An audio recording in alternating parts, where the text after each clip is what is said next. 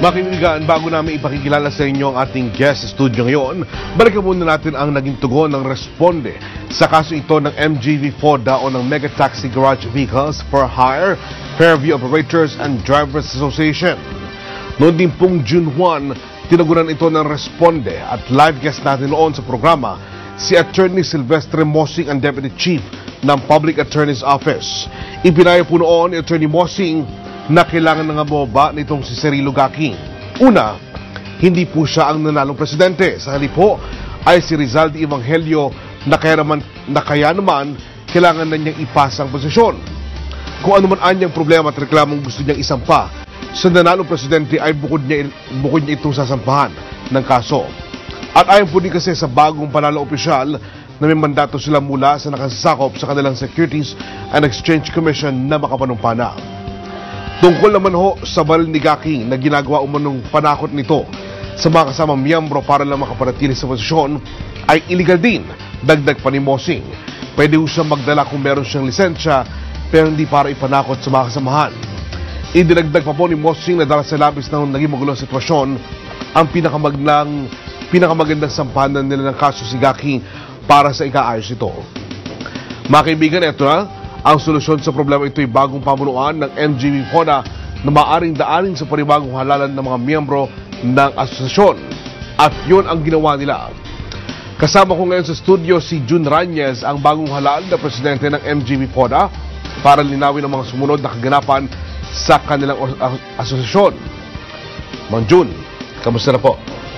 Okay naman po, O'Neil. Magandang hapon sa inyong lahat. Magandang hapon. At sa mga nanonood dito po sa programa niyong Respondi. Yan. Nagpapasalamat kami ng marami dahil ang programa niyong Respondi ay isa sa tumulong sa amin para mabigyang linaw at makamit namin yung pinaglalaban namin noon na magkaroon ng ayos ang samahan namin bilang asosasyon FX na nagbibigay ng serbisyo galing Robinson, Novaliches hanggang Buendia via Quezon Ave. Ngayon po, ano po ba nangyari? Medyo kwento nyo nga po sa amin. Nung pong mangyari, ipalabas po namin yung napanood nyo po kanina, yung video ng pagkakakuha natin ng problema ninyo. Ano po nangyari matapos po nung pagpapalabas na yun? Pagkatapos po na may palabas yun, doon sa episode ng Respondi na napanood din po ng lahat ng membro, kasi sinubaybayan yun ng mga membro namin sa MGV FODA, ay nagkaroon ng, kumbaga nagising ang mga membro na isa sila sa tumulong sa amin na gumawa kami ng paraan kung kailangan idaan, kasi gawang dinimanda na nga yung nahalal na presidente namin noon na si Rizalde, gawan na namin ng na solusyon na pumunta sa husgado hanggang sa nagpasya ang judge na si Judge Daway na bigyan ng solusyon na lang kasi hindi pwede nang demandahan kasi isang asosasyon lang kami. Yung pareho lang kami membro doon at sana mabigyan ng solusyon. Kaya ang napagkaisa nung mag-usap-usap yung council nila at saka council namin ay magkakaroon na lang ng panibagong halalan at panibagong mukha at hindi na yung mga dating nahalal na nakaupo. Ayun. So, ang bagong halalan, ang nanalo pong presidente ay kayo po. Opo. Silvestre Rañez Jr. Silverio Rañez Jr. Yan po tunay yung pangalan. Opo. At makibigan kasama po niya si Rizalde Evangelio na dati pong presidente nanalo. Ano po? Pero kayo ngayon ay anong pong posisyon nyo? Bali, PRO po ngayon ni Silverio Rañez. Ako naman ang PRO. PRO. So, okay lang po sa inyo na tawag dito para nagkaroon ng pagpapalit sa posisyon? Wala naman maging problema ho doon. Ang sa amin lang ho, naayos namin yung naging problema ng asosasyon namin. Unang-una, yun na nga po, nabigyan ng kasagutan ng matagal na ng minimitin ng mga membro na magkaroon talaga ng tunay na kung sinong nahalal. Sa pangyayari na yun, willing ho kami yung mga nanalo na bumaba na lang para sa ikakabuti ng pangkalahatang membro. Kaya po yun, nagkaroon kami ng isang eleksyon malinis na iyon po ay dinaluhan ng mga staff ng court at saka yung mga council namin. At doon po, lahat naman po malinis na halalan at Ayan. saka yung ang nanalo po lahat po yung grupo ko. Ayun. So, ibig sabihin, sir, sa grupo ninyo, kahit naman sino maging presidente, ayos lang. Opo. Pero sabi nyo kanina, mayroong rinapansin na yung kanyang mga dating miyembro ninyo o yung mga kasapi nitong MGV FODA, may mga dati ba kayong parang nagising, sabi nyo nga ho. Ano ba to yung mga dati nyo kasama o hindi nyo kasama? Sila, dating sa kabila yun. Ayun. Kasama nung una, sa Oo. kabila. Ngayon, nung makita nila na yung pagpupursige namin, na unti-unti na nagkaroon ng linaw, hanggang sa ito nga, ngayon, malinaw na at naili ko bilang isang presidente. Ngayon, nandyan na sila sumusuporta at ang pinananawagan lang namin na magkaisa kami Ayan. para makapagsimula uli, makausad po yung asosasyon namin. Ayun. So, ibig sabihin talagang naparatili nyo o nagawa nyo gawing isang grupo. Opo. Wala na yung kumbaga division. Wala na po. At sa ngayon, sir, dahil sa nagkaroon na nga po ng mga bagong opisyalis itong MGB FODA, si Gaking, sir, ano posisyon ngayon? Meron ba siyang pinanghahawakan pa na posisyon sa bagong opisyalis ng MGB FODA? Wala na po. Wala na. Yung naman lang ang kuha namin, na nantay na lang namin, yung mga turnover nila ng mga original copy ng mga papilis ng MJB PODA. Iyon na lang po ang kulang sa ngayon. Ayun. Sa kabuuan, sir, nakailang pagdinig po ang grupo ninyo sa pagharap dyan sa Naka-apat na pagdinig po bago na solusyonan. bago ginawang bago nagkaroon ng iisang halalan. Opo. At kayo nga po ang mga nanalo. Opo. Alright, sir. Dahil sa may mga bago na pong opisyalis dyan sa MGB FODA, ano po ba ang sitwasyon ngayon ng inyong asosasyon? Sa ngayon po, medyo ang iba, kami nangangapapa kasi unang-una po, babanggitin ko na rin yung pondo na dapat i-turnover sa amin. Tama po. Nawala po. So, ang kabuuan na nakita namin doon sa opisina is 20,000. Pero po, mayroong mga natitira na bayarin na hindi pa nabayaran na medyo malalaki ang halaga po. At yun po ang binubuno namin ngayon na pinipilit namin na pagsikapan na sama-sama, tulong-tulong kami na makabigay ng pondo para mabayaran lahat yun.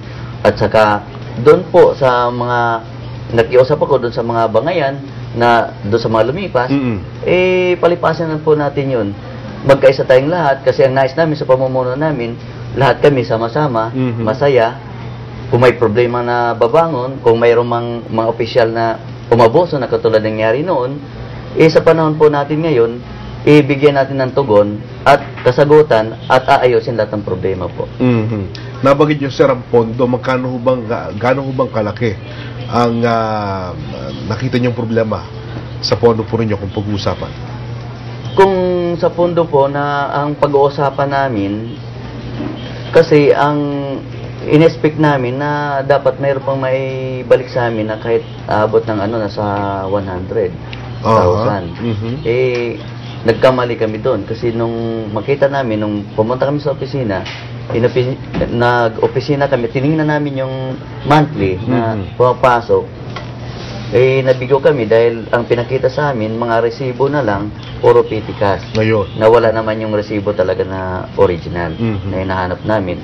Sa amin, kung yun ay para wag nang magkakaroon pa ng kaguluhan, depende na lang po sa membro. Kung ano po ang mandato ng membro, kasi sila nagbibigay sa amin ng mandato na maipo kami sa pwesto, kung ano ang ibig nila, yun pa masusunod. Kasi sa pamumuno namin, ang nais namin ay majority decision lagi ang umiiral dyan.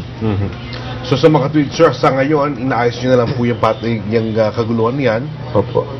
Pero sa kabuuan, masabi po nating maayos na Opo. ang MGB FODA. Tama ko, Ben? Papabalakan po, okay na. At saka bilang dating opisyalis po, tinutulungan ko sila sa mga katulad niyan, pagpapasakay ng papasahero, at saka sa doon sa area namin, kung paano natin alalayan yung mga pasahero. Halimbawa, pagpaakyat ng ng unit na nanggagaling sa depot papunta doon sa namin loading station. Kailangan talaga kasi ang lahat ngayon kasi puro bago eh. Nangyari po kasi lahat na nanalo puro bago. Kaya hindi rin dapat pabayaan, kailangan talaga magtulong-tulong. Tama po kayo. Kahit na yung mga dating opisyal dati, sinabihan ko na rin sila na tulong-tulong tayo rito kasi para ikaganda ng ating samahan. Ayan.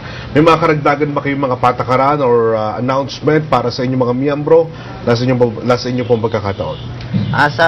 Sa akin na basta sa akin, ang may busis na ngayon ang miyembro.